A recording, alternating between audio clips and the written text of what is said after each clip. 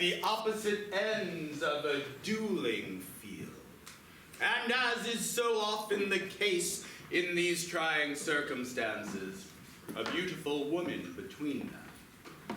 Where will Marie's heart find its way? Shall it scamper across the field?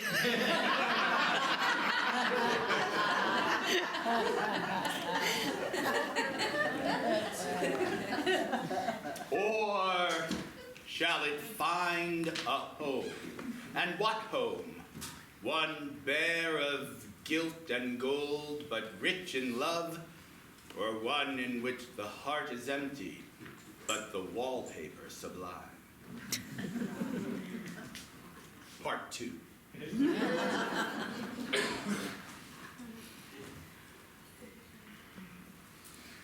Monsieur Claude Lepin to Madame Marie. Madame, you will, I trust, forgive the imposition of a letter from one who is a stranger to me. However, as you so wisely chose to absent yourself from the field of battle, which saw the sorry circumstance between your husband and his brother unfold, I have taken it upon myself to write to you and let you understand the happenings. The tavern was bare of customers set aside for this event. It was a surprisingly charming tavern with rococo chairs, a gilded mirror, and a marble fireplace. I dare say I was quite impressed, but that is neither this or that. It is as if the entire town showed up to witness the event. The duel shall start here. Your husband entered. Quickly, quickly, I don't have all day for this death. Your brother followed. Are you the only one fighting, or is you fighting yourself? All right. Come together. Have you never been to a duel?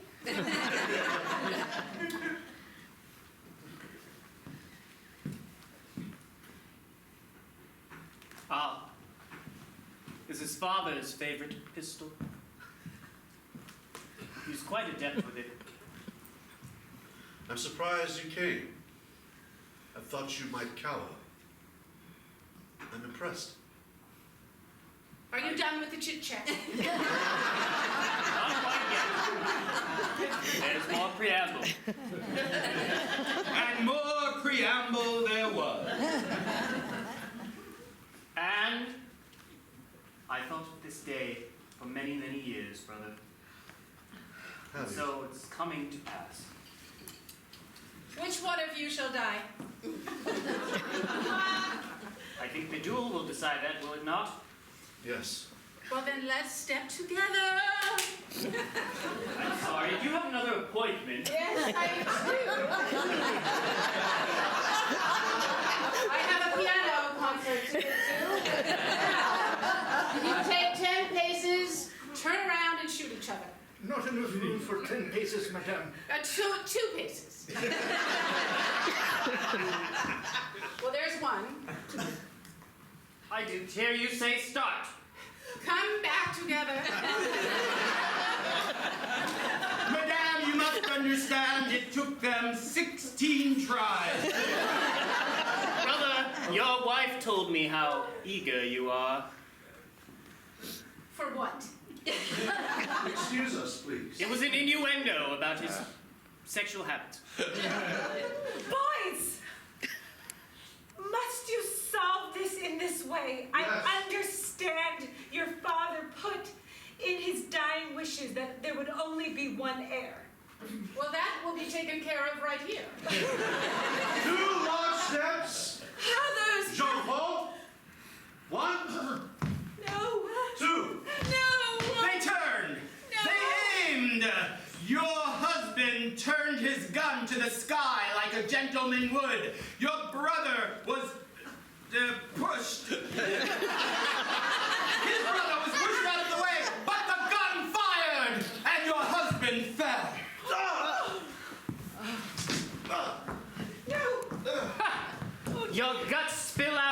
like worms from an apple.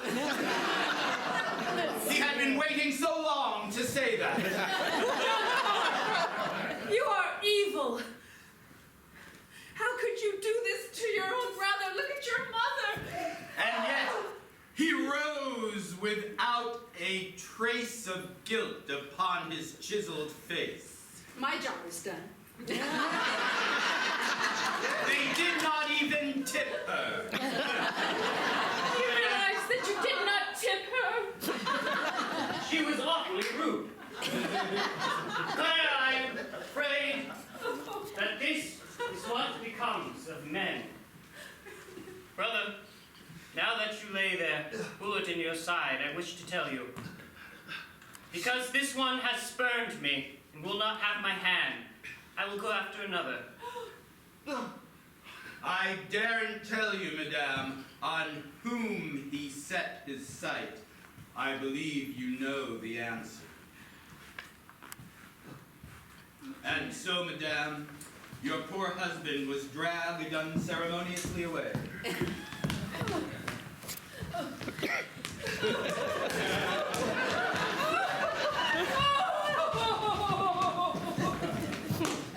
And all that was left on the tavern floor to bespeak the atrocities was a golden button.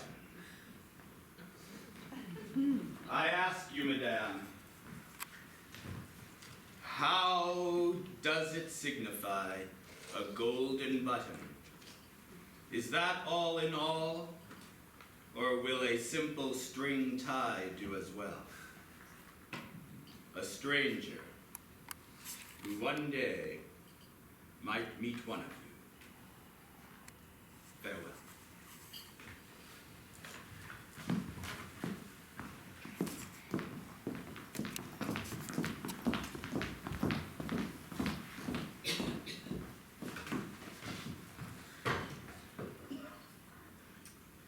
Marie to Claire.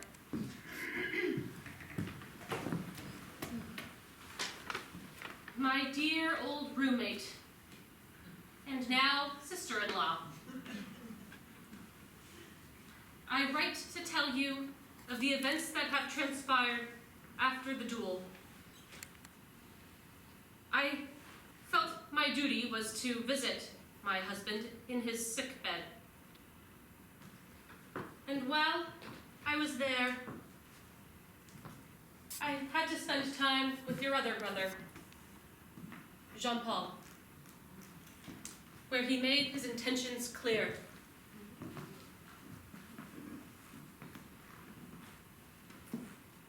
Quite gruesome, is it not? Quite gruesome.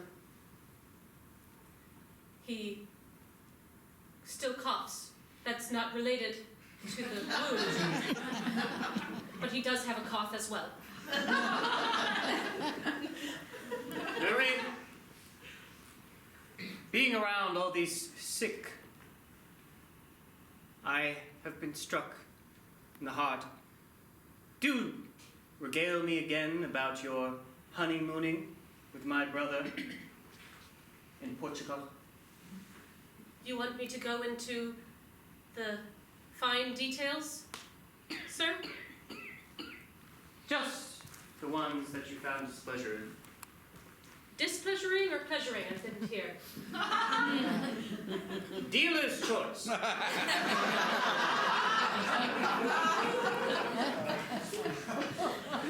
Well, at first, I must say it was magical. We explored each other and our love for one another. I thought of our future together, me in this house, secure in wealth, able to buy oranges. They are fabulous. But as time went on, I found that something was amiss. He was hiding something from me, and I knew it. And girl, you are from a poor home, I am told. Such a sweet, impoverished young woman, finally finding love in a rich man, Yes. only for him to lie to you. How terrible. very terrible. It was a very terrible thing to do. Yes. My mother found herself in quite the exact same circumstance, in which she married a young man who told her he was very wealthy, and then it turned out he was not. And so there I was, born in a filthy little ramshackle place in Paris. And I did what I had to do, including cutting some throats and picking some pockets. But one day I picked the pocket of a very fine woman who had an invitation to an etiquette school, which I attended. And so I ran out of that life, and I have not talked to my mother or father in 15 years. And I never wish to join that life again. And You should not. So do not let me. Please. You are already wed to my brother. That shouldn't do. He's on his deathbed, and even if he does pull through, I've confined him, of course, to the butler's pantry. It's ill-fitting for you, miss. You've crawled so high into society. You should have a man by your side that recognizes that. Indeed I shall. Divorce my brother, and that you will see. And so I took my leave.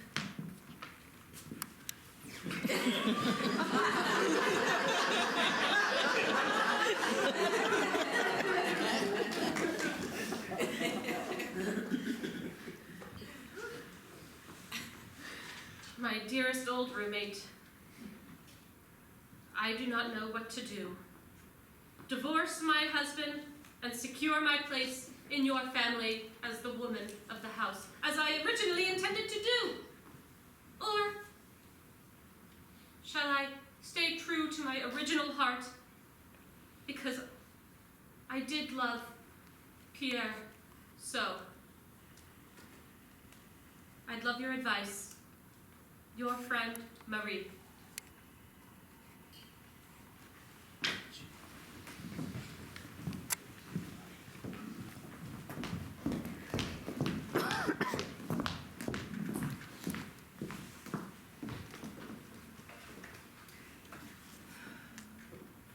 Mademoiselle Claire, to my brother,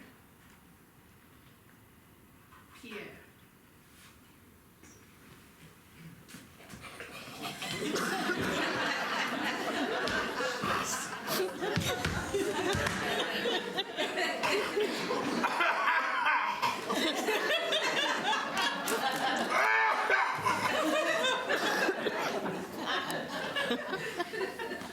Dearest brother, closest brother of mine, most favored brother, I do hope this letter will find you well, and that your chronic wound and illnesses are getting better. Dear brother, I'm writing to let you know that you must act on your own behalf, regardless of your pain and suffering, for your beloved wife is on the precipice of making the most horrible decision. I must tell you about a recent series of events which took place, well, again, at the cheese rolling contest.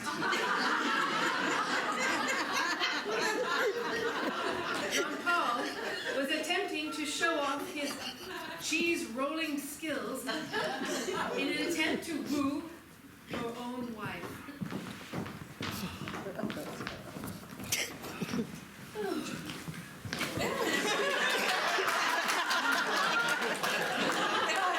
$270 points. No! 275.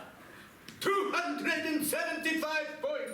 Will there not be another contestant, or will you just keep winning points?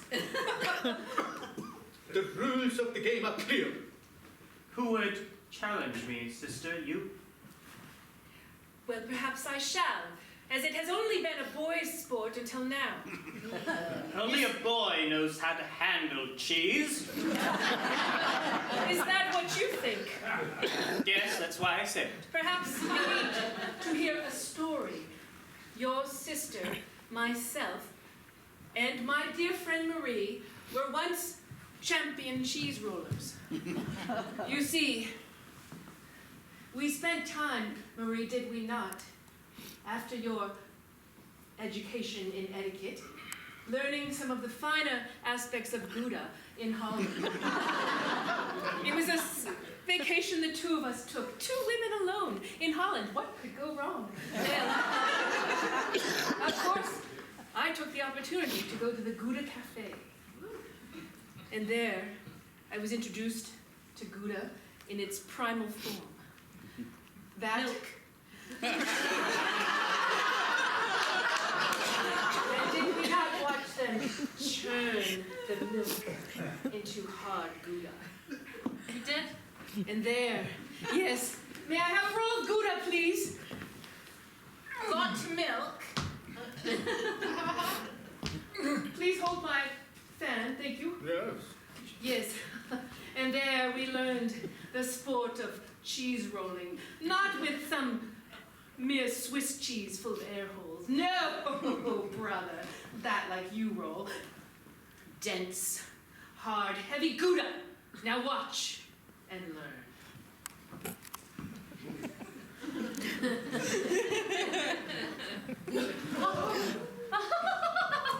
185 points.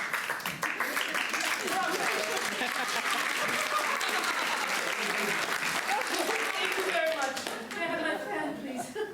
I must... This shall not stand. And you should see, brother, he took to a fuming fury as he grabbed the largest roll there was. Bring me the big one. Brother, the one that has been aging for 60 years. No sibling of mine will best me. Oh, the odor. Be careful, Pierre. I'm not sure you have the stature to lift it. Oh, Better. I do. Have stature. And as he collapsed, brother, when he collapsed, the roll of feta dented on one side, causing it to roll irregularly. This cheese is dented. I cannot roll it, and you're disqualified. The rules are clear. If the feta rolls, it counts. 2 points. Marie, are you impressed with my brother's prowess? His athleticism, his cheese skills? I dare say I'm not. You're not, Marie? Do you wish to end up like that cheese in the gutter? I mean, it was very good. So good I can bear it.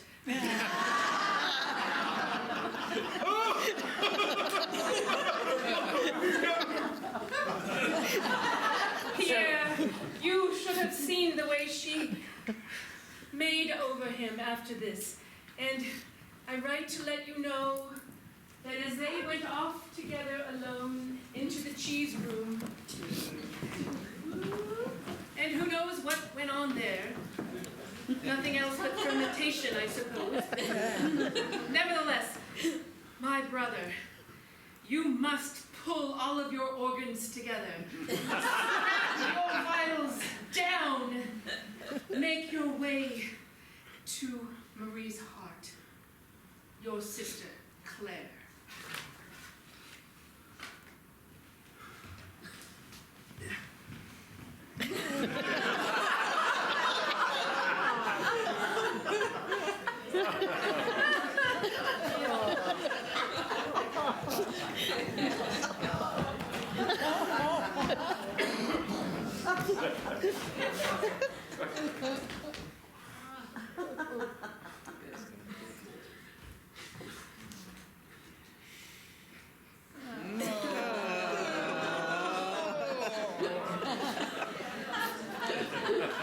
You see, that's his standard.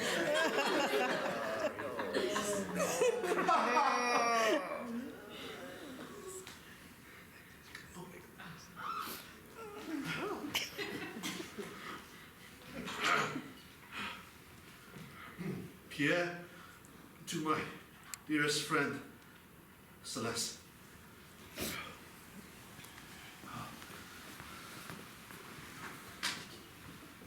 My dear Celeste, I never imagined that life would bring me to this moment, but it seems as though fate is laughing at me from afar and now from a very close point, because I feel hopeless at times. But something extraordinary happened to me. Just last night, I was laying on my deathbed when the priest entered.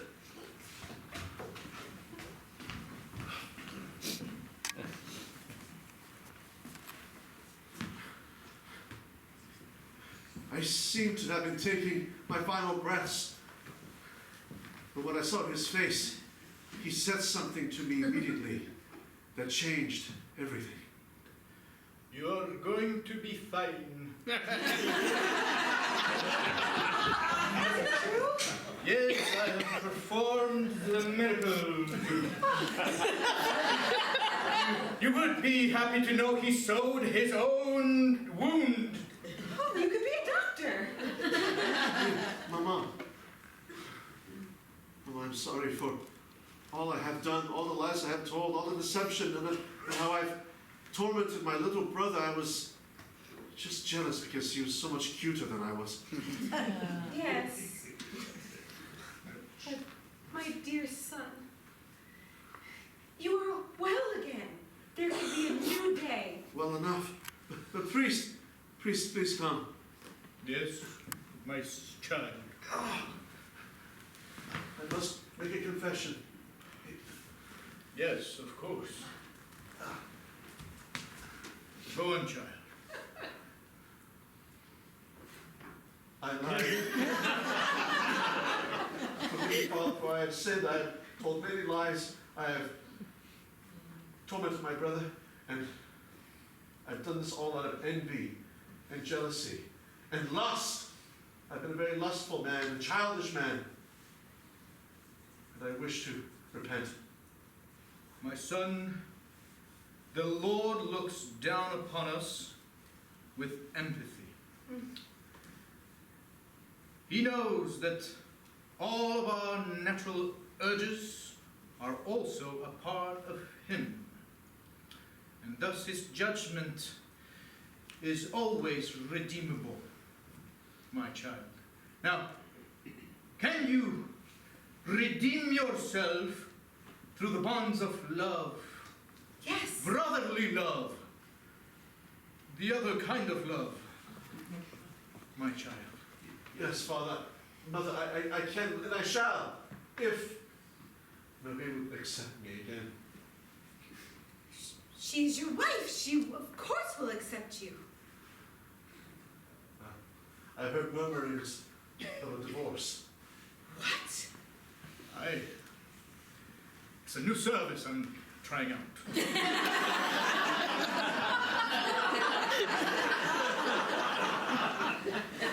Can we not find another way?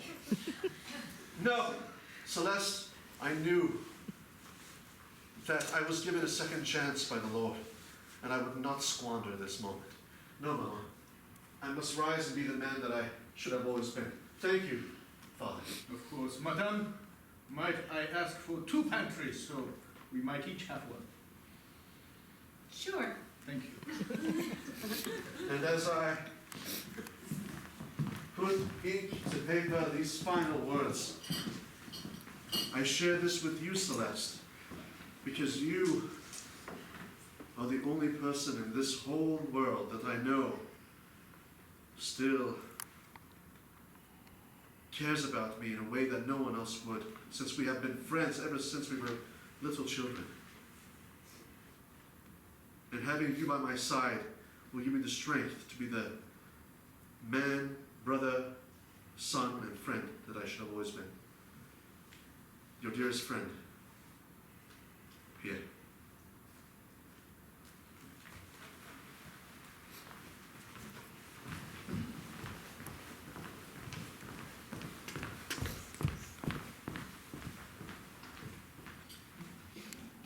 Mademoiselle Celeste to Mademoiselle Claire. My dear friend, I know that you have shut yourself into your house, wary of going near your family's estate for all the shenanigans that have been occurring. I find myself thinking and hoping that there is a clear resolution. The other day, while I was at the carriage repair shop, I ran into your brother, Jean-Paul. He was there, hoping to purchase a new carriage, looking at the golden ones, the bronzed ones, the wooden ones with disgust.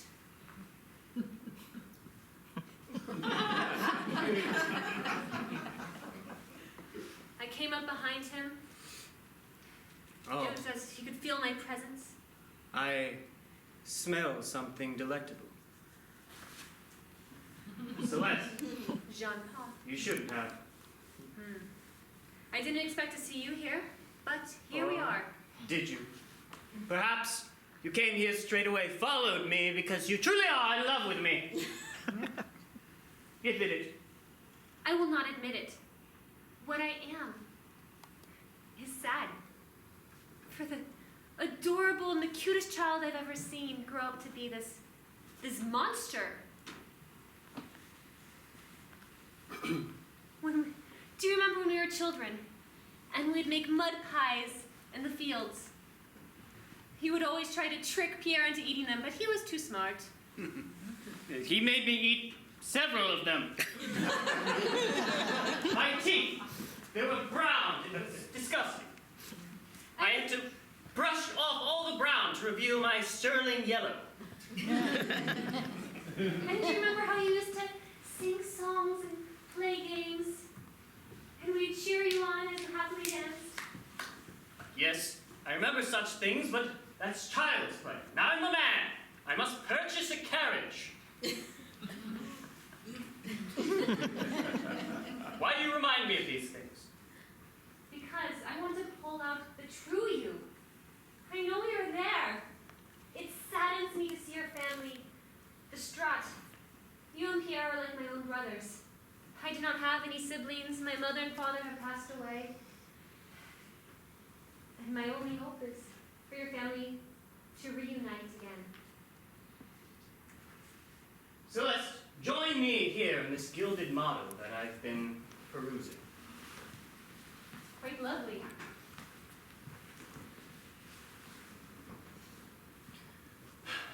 I will tell you of what happened to that sweet little boy you spoke of. You see, that little tender, plucky child I was, he was in love. And his elder brother fed lies into his ear, telling him that the woman that he pined for felt the same way. Little did that boy know, that boy being me, is that his brother was simply telling him these things so that he could fall on his face in front of you. For years, I pined after you. I made my advances and you spurned me, and it calcified my heart. And so you see, I blame you for the way I am. And there's no way for me to break this until I see that love for you. Do you have that love? Will you shatter it?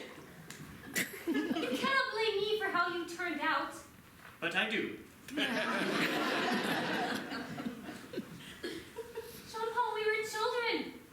We played in the mud. We played pretend. This is not about love. You don't feel accepted. You're trying to find your place, and you're projecting this on me. I don't care for what you're saying, so I shall not acknowledge it. Monsieur, Madame, Mademoiselle, the divorce is finalized. Excellent.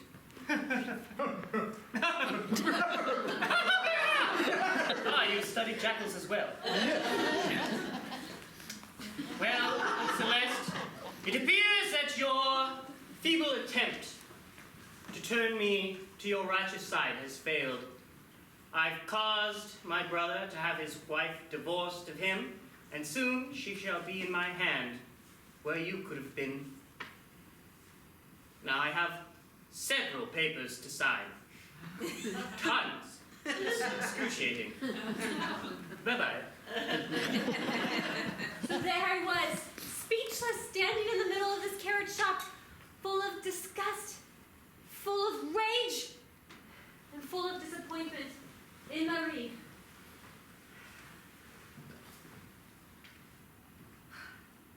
Claire, I fear I have made things much, much, much worse.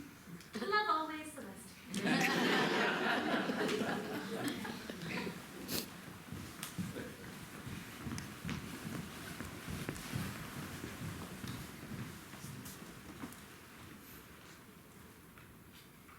Mademoiselle Claire, to former Madame Cheval, my dearest friend, Marie.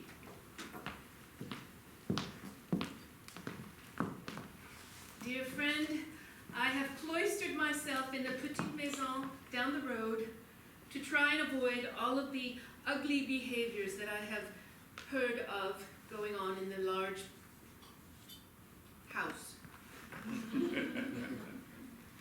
Friend, I look back on those years that we spent traveling, two women, traveling about and having fun, living our lives, and I wish for those days again. And I do not know the woman that I see now before me. She is not Marie.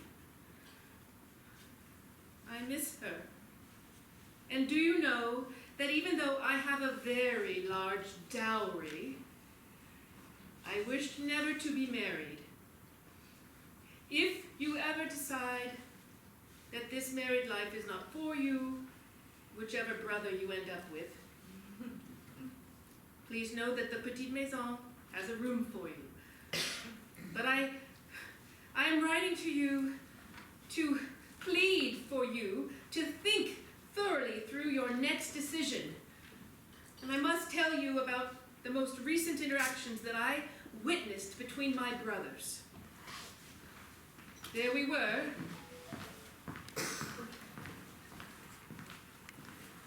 at the grape stomping.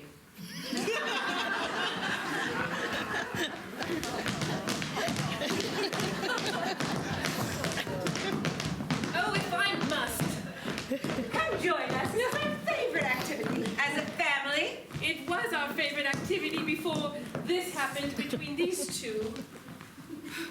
I cannot do it. I cannot bear to stomp grapes with you, either of you. Brother, when I see these stomped grapes, I think about what I lost looking at your corpse all blue and smushed in the coffin. Can we please for once just have a nice family occasion? Your brother is now well and not dying by your hand. And I want some wine. Jean-Paul, I'm glad to see you because I'm here to apologize. I understand why it is that you have done what you have done, the rage.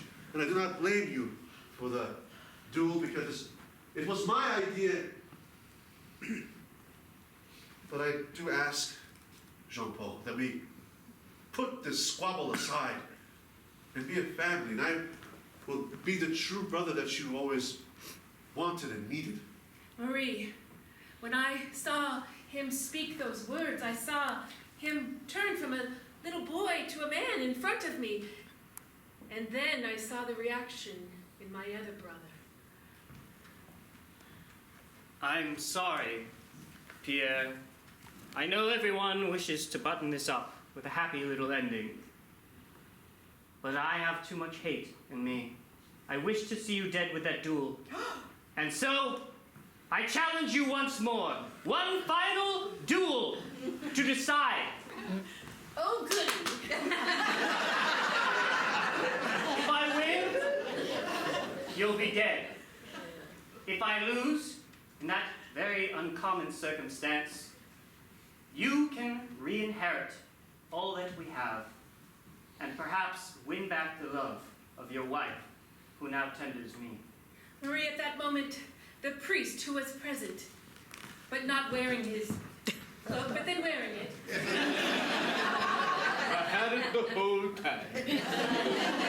he stepped between the brothers, trying to offer some consolation, but in Latin. Hortisti impatri hulisi tipi pipi. Since I do not understand a single word that has been spoken by the Father here, I shall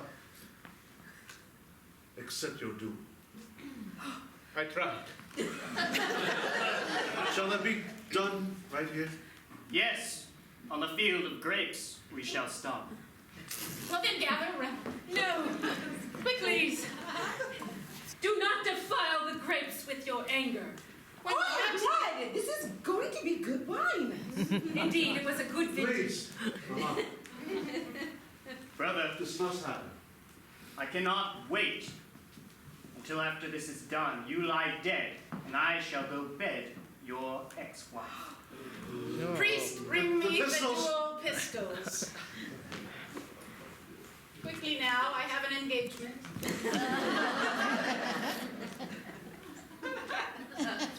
The duel master must inspect those pistols, does she not? They're good enough. Let's just get to it. Back to back, back to back. You will take 3 steps. No, just make it one. Good enough. 1 large step. Start!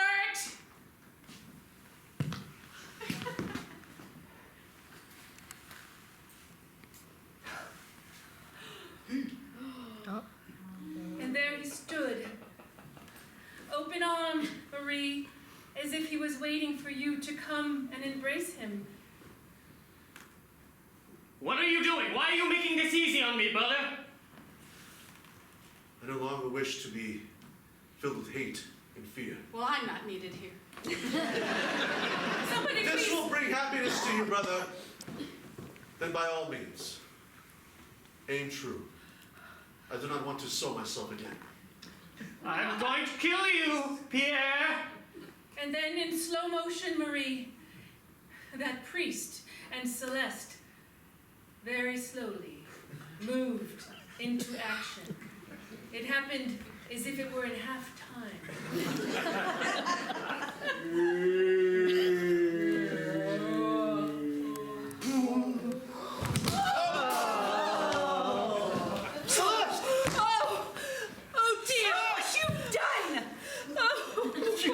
Celeste!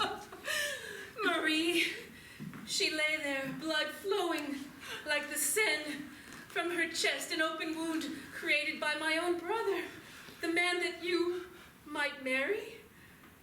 They carried her off to the doctor.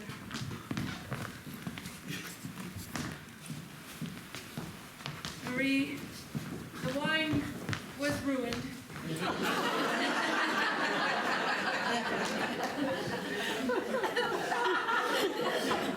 But there shall be another year of that. But please, Marie, do think about your decision. Your dearest friend, Claire.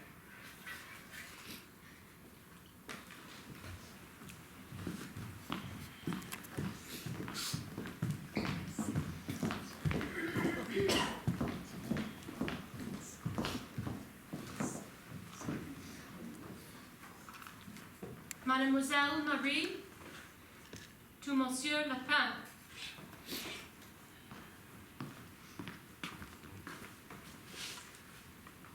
Monsieur Lapin, although it seems that you know all that happens in this small town, although no one has ever seen your face.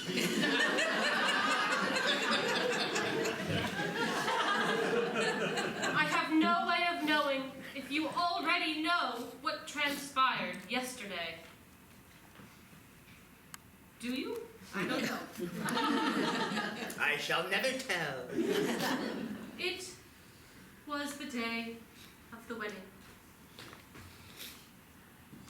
I sat in the room, getting ready.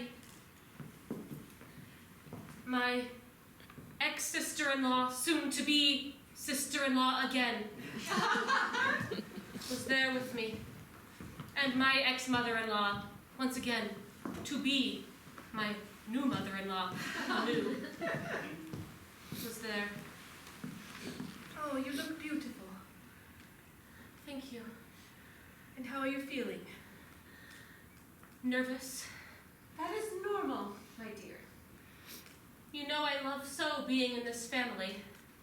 And yet, the image of Pierre, of Jean-Paul shooting a woman is just still in my brain. Ours as well. Is she okay? She will recover. You will never guess who helped with her recovery. Who? Pierre. Oh, what did he look like when he was helping her? Well, What was he wearing? he was wearing a beautiful chemise, Oh, bordered with gold brocade. oh, And he's been quite muscular since working in the garden. He has, he has taken to taking off his chemise while he works in the garden and plows the soil with such virility. Is that a word, virility? He's really found his masculine energy. Monsieur Lapin, at that moment, Pierre burst into the room. Oh, look, fresh from the garden. Brother. You can't see me in my wedding dress. I'm only here for this bucket of water.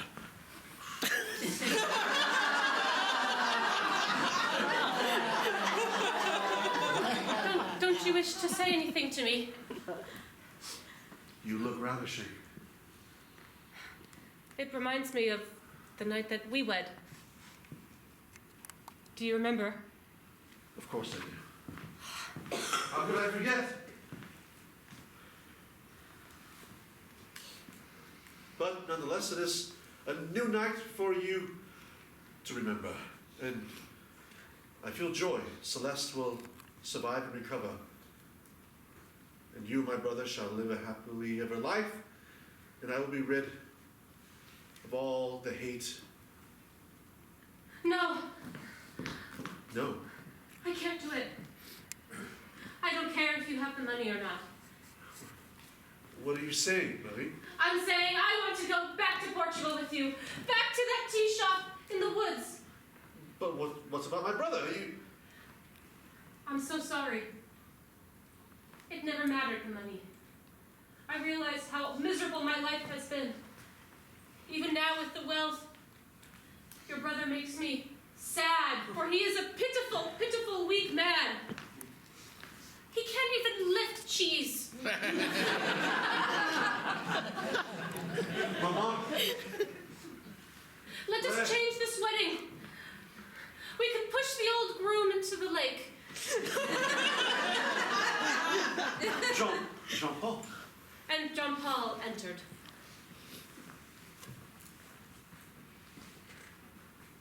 Water boy, I shall be waiting at the edge of the lake for you. There's still hate in your heart.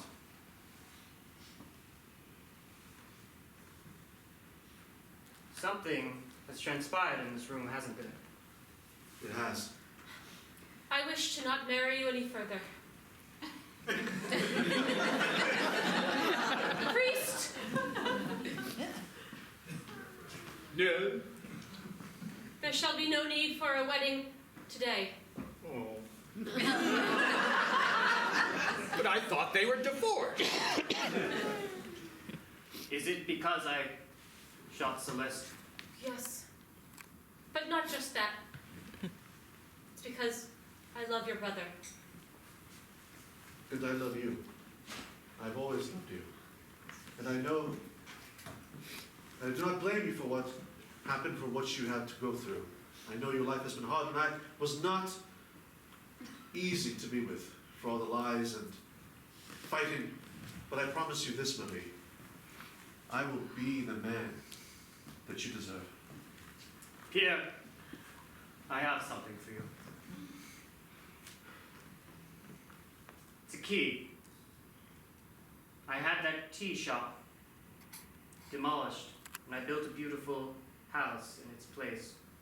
I was going to use it for my summers, but I've instead decided, because I've shot the love of my life, that I'm going to go off and become a monk. So I'm not.